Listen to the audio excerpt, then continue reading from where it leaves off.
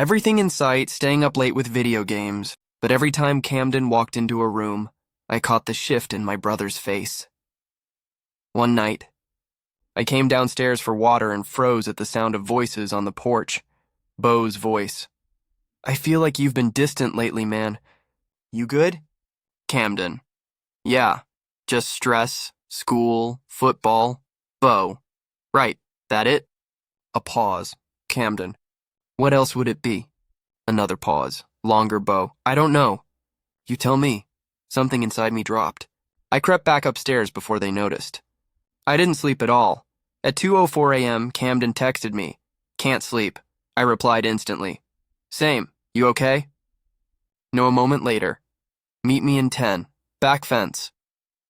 I pulled on a hoodie and slipped into the night. He was already there, leaning against the fence, looking like he had 1,000 things to say. And no idea how to start. We didn't speak. Not at first, we just stood there in the dark. He looked exhausted, eyes heavy, shoulders low. "I can't keep doing this," he finally said. I held my breath. Not like this. Not hiding. Not jumping every time your brother stares at us too long. He turned toward me.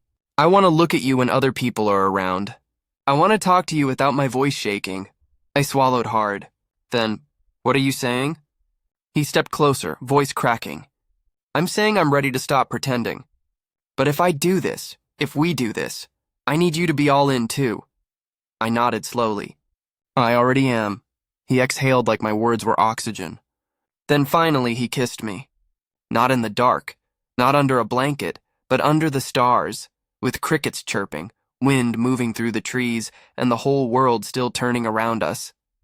And for a moment it felt like ours, but peace never lasts. Not when secrets are about to break open. 2 days later, Beau found my sketchbook. I always kept it buried deep under clothes in my bottom drawer.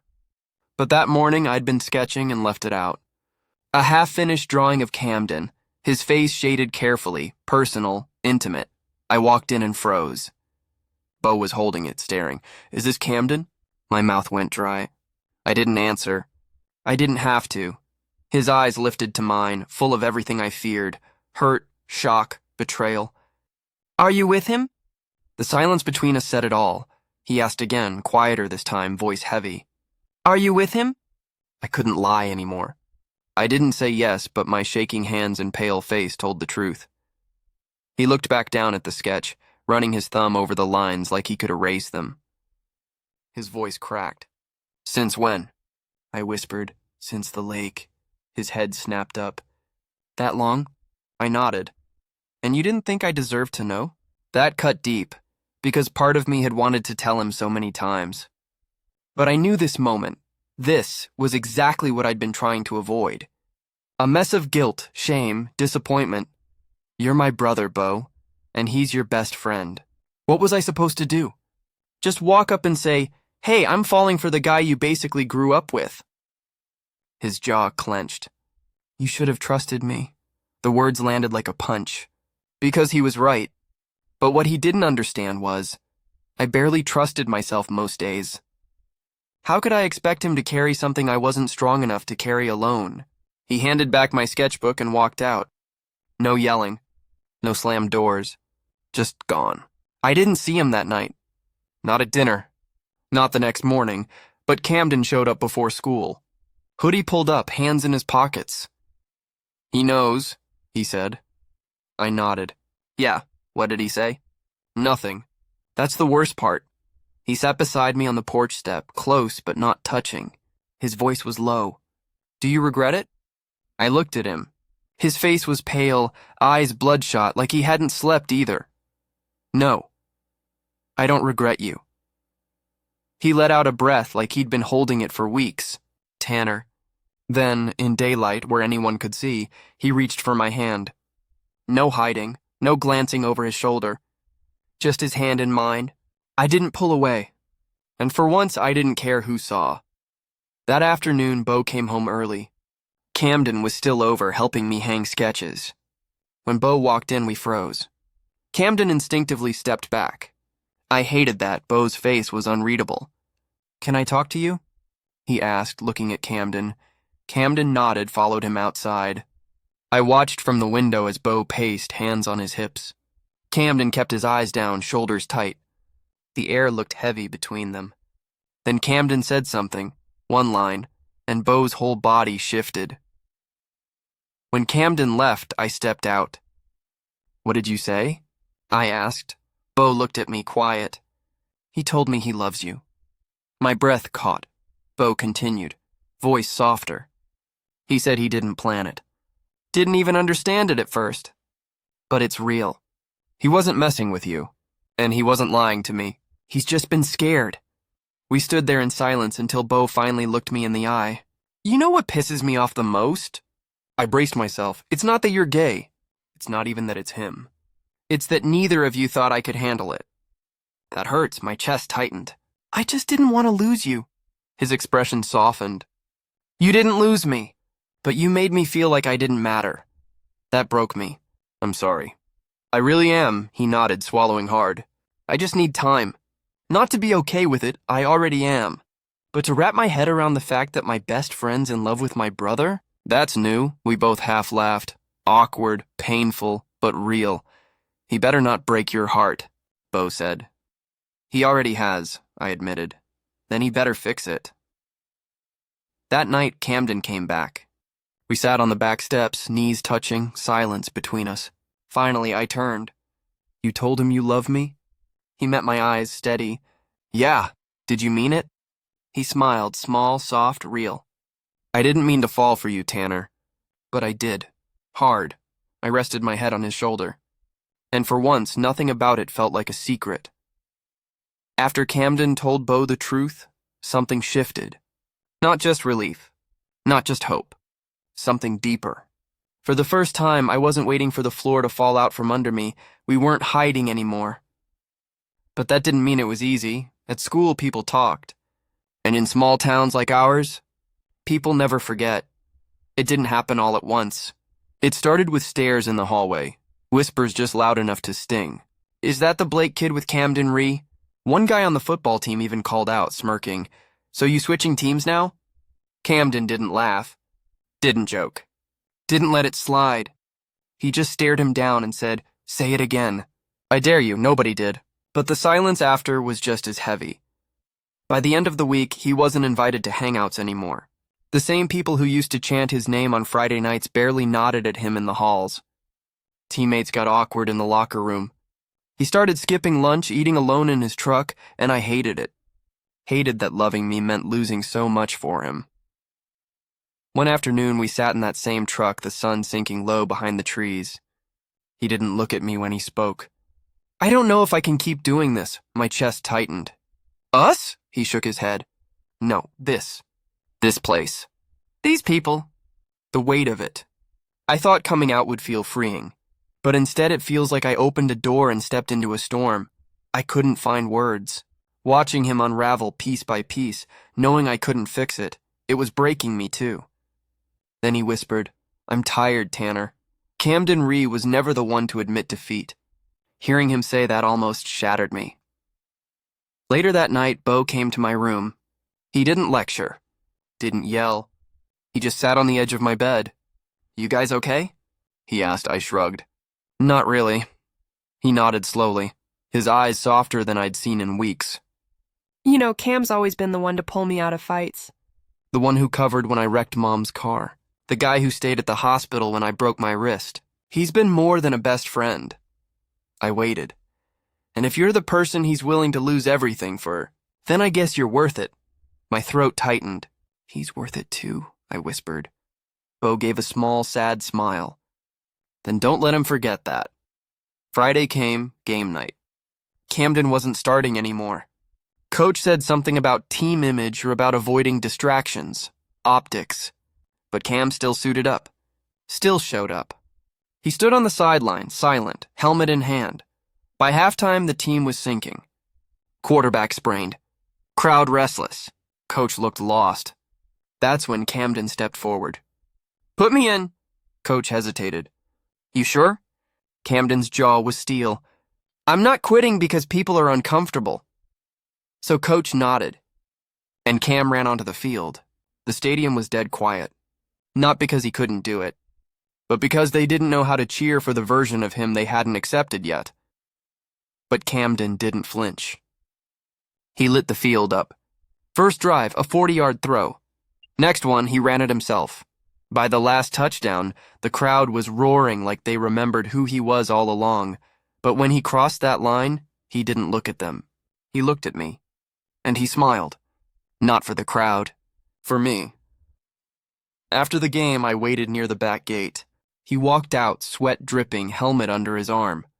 Before I could speak, he dropped everything and wrapped me up right there in the open. No hiding, no fear. A few gasps. A couple cheers. One voice shouting, "Let's go, Ree!" But none of that mattered. Because in that moment, he chose me. Not in secret. Not in darkness. But in the light. Later, sitting on Bo's truck tailgate, his head rested on my shoulder. I whispered, "That was brave." He smiled softly. "So were you." "You didn't run," I laughed a little. "I would have if you hadn't grabbed my hand first." He laced his fingers with mine. "Then I'm never letting go." Not all stories end with fireworks. Some end with peace. Quiet mornings. No more hiding. And that's what being with Camden became. Peace. Life didn't magically fix itself after that. Small towns. He said it didn't mean anything. But that night, when his hand brushed mine under the blanket, he held on like he'd been waiting his whole life for that moment. My heart knew the truth before he ever spoke it. He cared. He just couldn't say it out loud, not with my brother sleeping 6 feet away. Welcome to my channel. Today's story is about the boy I was never supposed to love, my brother's best friend. Let's begin. I never planned to fall for Camden Ree. He was the type who made life look effortless, smirking his way through math class, catching passes on the football field like he was born for it. And he was always around because he'd been my brother Bo's best friend since middle school. At first, that's all he was. Bo's loud, cocky, messy friend who left Dorito crumbs on the couch and barged into rooms without knocking. But last summer, something changed. It started with a quiet shift I couldn't explain. He stopped treating me like Bo's annoying little brother. He started looking at me differently, not as a joke, not like I was invisible, but like I was someone he hadn't noticed before and suddenly couldn't stop noticing. I remember the exact moment everything flipped. It was July, just me, Bo, and Camden at our family cabin on Lake Crescent. My parents were away in Chicago, so the three of us had the place to ourselves. That night, Bo fell asleep early, headphones still in. Camden and I stayed up watching some old horror movie neither of us really cared about. The room glowed with the soft blue flicker of the screen. Somewhere between a fake jump scare and opening our second sodas, he said, "You're not like how I remember you." I blinked. "What do you mean?" He gave a half smile. "You're older now, different, quieter, but in a good way. Like you don't try so hard anymore." I wanted to respond with something cool, but my heart was doing backflips. This was Camden, the guy who always joked, who dated cheerleaders like it was a schedule, the guy who was supposed to be untouchable. Definitely not someone I was allowed to feel anything for, but I did. And when our fingers touched under that blanket, he didn't pull away. He gripped my hand like it was the only thing keeping him grounded. Neither of us spoke. The room was silent except for the hum of the TV and Bo's soft snoring. Our hands stayed tangled, both of us pretending we didn't feel the electricity climbing up our arms. My pulse pounded in my ears. For the first time, I didn't feel invisible. I felt seen. The next morning, he acted like nothing happened. No mention, no glance, no touch. I convinced myself I'd imagined it, that maybe I wanted it so badly I made it all up. But 2 days later, when we got home, he texted me. Just one line. That night meant something. I stared at the screen for hours, frozen. I didn't reply. Not because I didn't want to, but because I had no idea what to say. This wasn't just some crush on a random guy from school. This was Camden, my brother's best friend. The one person I wasn't supposed to love, and I couldn't tell if his message was the start of something. Or a mistake. The weeks after were a blur. Sometimes he'd text late at night, short, raw confessions. "I keep thinking about you." I can't stop replaying that moment. I don't know what this means. I didn't know either. but I felt everything, and that terrified me. At school, he was still Camden, the loud, flirty, easygoing guy everyone knew. But in the quiet moments when Beau wasn't watching, he'd glance at me like he was speaking all the words he couldn't say out loud. And I hated that I lived for those looks. That walking into the kitchen and finding him there made my chest tighten, not because I feared he'd ignore me, but because I feared he wouldn't. I tried to act normal, to pretend nothing had shifted. But every time he sat too close, every time his fingers brushed mine under the excuse of reaching for the remote, my world tilted. I knew we were heading towards something we couldn't undo, and I didn't know if I wanted to stop it, or if I even could. Being around Camden became a tension I carried everywhere, like a knot in my chest that refused to loosen. The more I tried to ignore it, the heavier it grew, like pretending we were just two normal people in the same room could erase what happened. But it couldn't. Because once you've held someone's hand in the dark, you can't pretend you don't remember how it felt. 2 weeks after the cabin, Camden's texts slowed. One day turned into 3, then 5, then silence. I told myself it was better this way. He probably realized it was just a one-time thing, a late-night slip, a moment of confusion. Maybe he regretted it. Maybe he was scared Beau would find out. Maybe he was never serious at all. I tried to delete the texts. I couldn't. Then one afternoon, I walked into my kitchen and there he was, sitting on the counter, laughing at something on Beau's phone like nothing had ever happened. He looked up mid-laugh. For half a second, his smile faltered. I saw it, then it was gone. He nodded at me like I was some classmate he barely knew. "Hey, man." That's all I wanted to scream. Instead, I turned to head upstairs. But then I heard his voice, quieter, lower. "Tanner, can we talk?" I froze. My heart didn't. Beau had already wandered into the garage. Camden glanced toward the door, then back at me. "Just real quick," I followed him outside. The air was still. The sun too bright. Everything looked normal, but nothing felt it. He shoved his hands deep into his hoodie pocket, eyes fixed on the ground. "I've been thinking a lot," he started, "about what we did. What we're doing. He exhaled hard. "This is all messed up, man." "Yeah," I said softly. "Because of my brother. Because of everything." He nodded, jaw tight. "People talk. People assume. My dad would lose it if he knew I was even—" He broke off, but I knew the words he couldn't finish. If he knew I was even into guys. If he knew I was even into you. Finally, he looked up. His voice cracked. "The thing is, I think about that night every damn day. Like it's stuck in my head. I've never felt anything like it before. And it scares the hell out of me. There it was. Raw, honest, messy." I swallowed hard. "I don't want to be your secret, Cam." He flinched. "I'm not trying to make you one." "Yeah, but that's what this is. We only talk when no one's around. We only touch when no one's looking. And the second Beau walks into the room, it's like I don't even exist." He stepped closer. "That's not true." "It feels true." Silence stretched between us. His jaw clenched, his eyes full of a war he couldn't win. I don't know how to do this, Tanner. I don't know how to be this version of me out in the open. I've spent years pretending to be someone else. And his voice shook. "You make it impossible to keep pretending." That line hit me like a brick to the chest. "You make it impossible to keep pretending." We didn't hug, didn't kiss. But I saw it in his eyes, the part of him that wanted to run, and the part already halfway in love with me.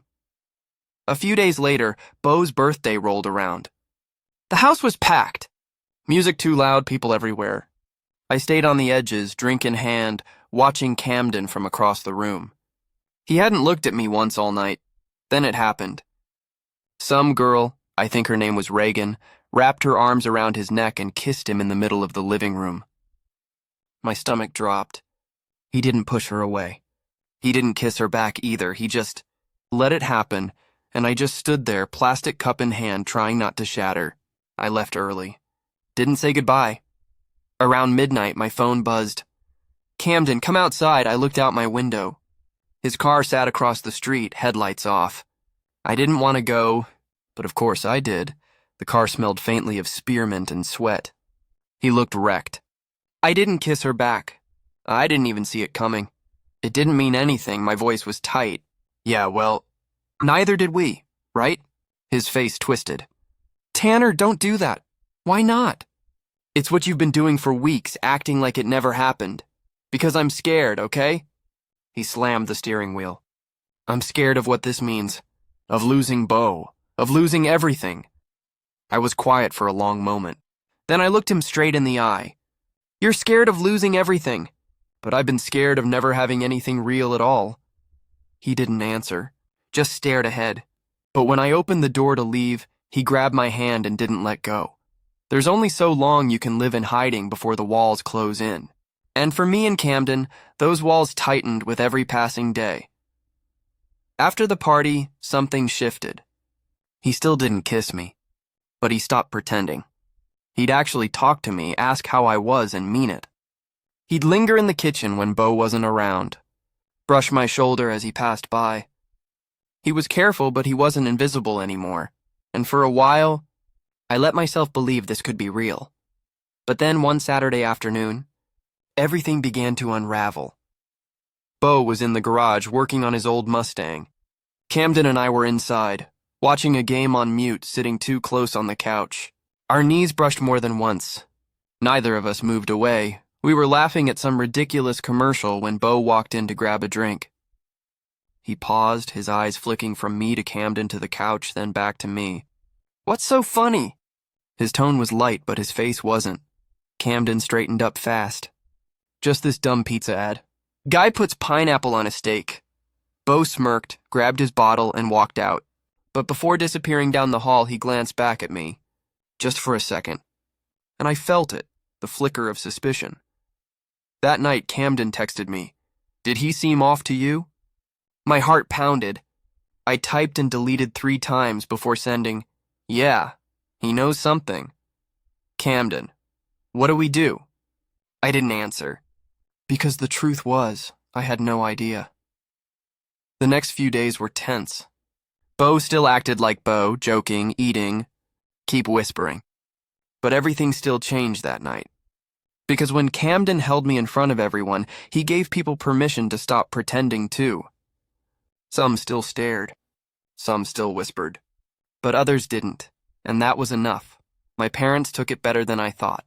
Way better than Camden's. My mom cried not out of anger, but out of fear. Are you happy? She asked. I nodded. Then nothing else matters.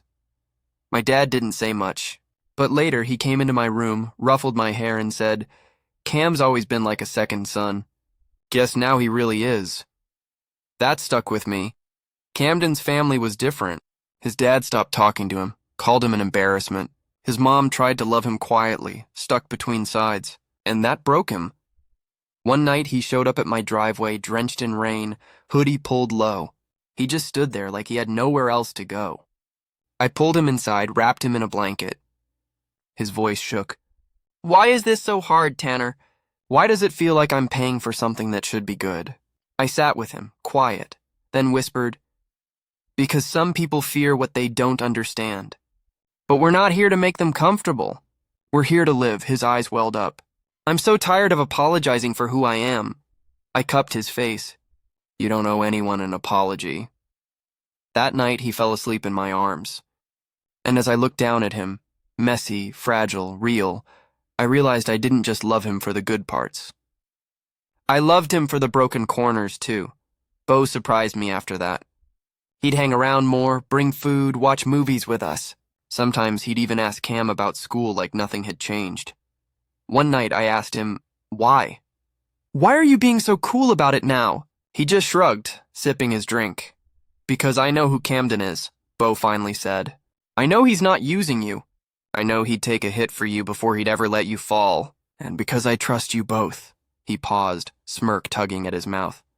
Also, it's hilarious watching the guy who used to flirt with anything in a skirt completely melt every time you walk into a room. I laughed. So did Cam. For once, the weight between us felt lighter. Graduation came fast. Caps flew into the air, tassels swinging. Camden kissed me behind the gym, still in his gown, grinning like a kid. You know what I want? he whispered. What?